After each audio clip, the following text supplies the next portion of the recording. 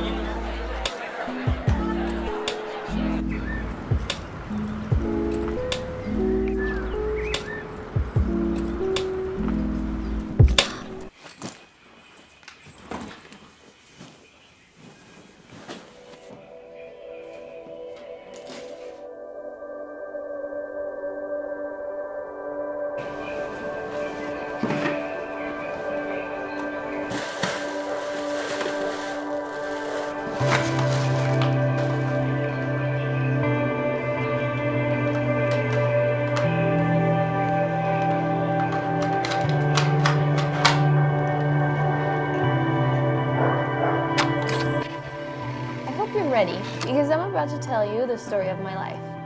More specifically, why my life ended.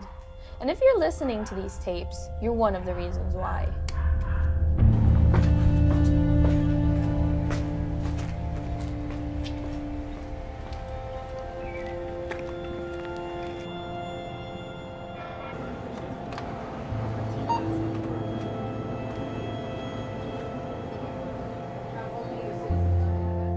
I guess it all kind of started at the local convenience store.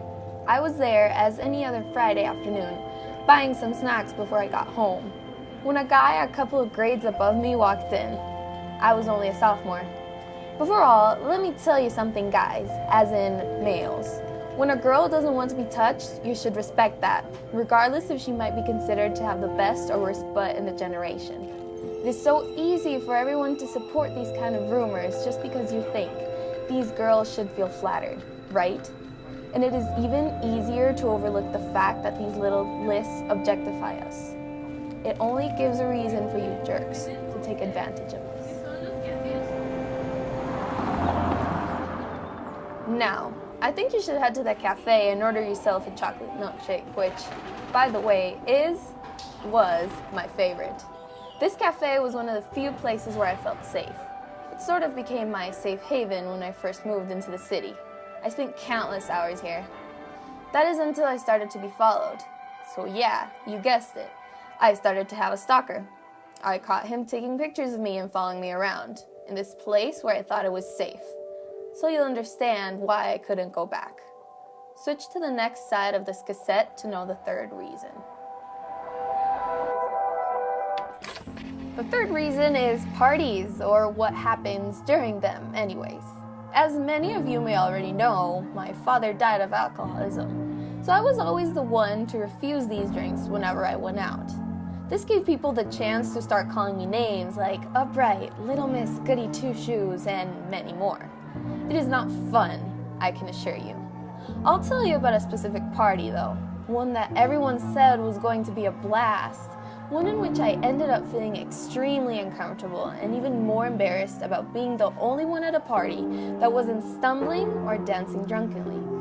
When I was about to head home, one of the idiots who didn't even go to our school took a half-full bottle of tequila and dumped it all on me. It's funny how we think that our friends are supposed to respect our decisions and support them. I was proven wrong. Again.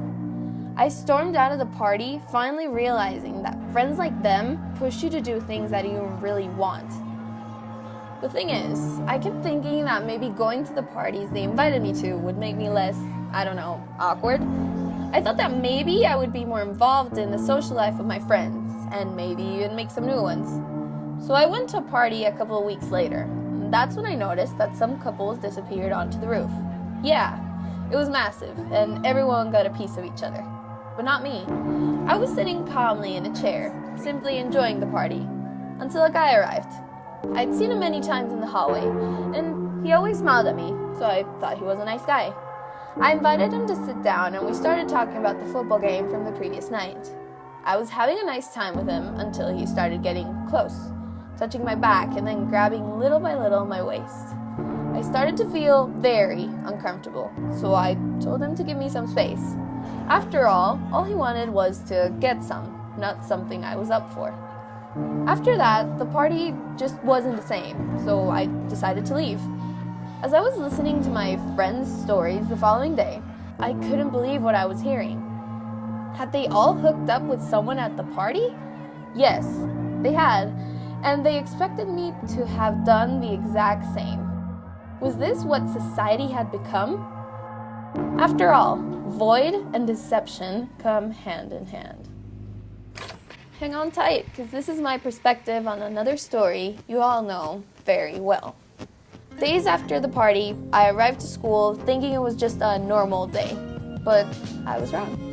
People started to call me names like whore and slut as I walked by. The mystery was solved. There was a sex tape that was supposed to be mine going around school. Who would take the time to fake a sex tape? I went with the ones who were supposed to be my friends. I guess I wasn't that surprised when they told me they were the ones actually behind it all. Who would have known there could be people so fake? I was angry above all. People did believe it was me. But the worst part was that I couldn't do anything to stop it. That was the day when I seriously started to think about suicide. I had thought of it before, but never this gravely. I wanted to run away from everything, even myself. But you can't get away from yourself. You can't decide not to see yourself anymore. You can't decide to turn off the noises in your head. I wish I would die.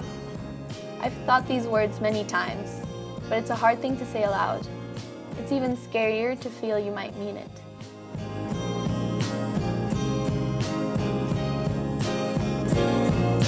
I couldn't face anyone, even myself. My mind was set.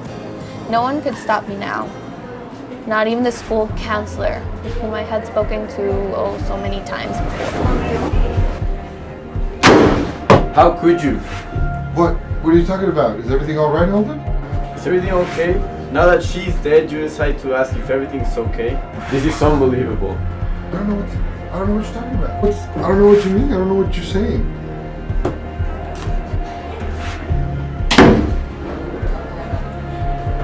One of my closest friends. Did you know? I didn't. Well, I guess I did, but not at first. Why didn't you do anything? You're her friend. Well, you're supposed to know. It wasn't only my fault, you know? You knew what was going on. Even if you refused to admit it, you knew. You jerk, how was I supposed to know? I barely even talked to her. That's exactly what I am talking about. Have you even finished listening to the damn tapes? Everyone's to blame, even a little. Well, I should. This was me giving up on me.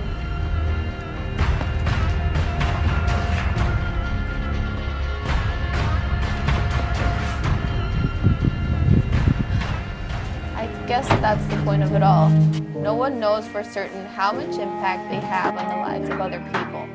Oftentimes, we have no clue. No matter what I've said so far, no matter who I've spoken of, it all comes back to, it all ends with me. But things could have gone differently, Holden. They really could.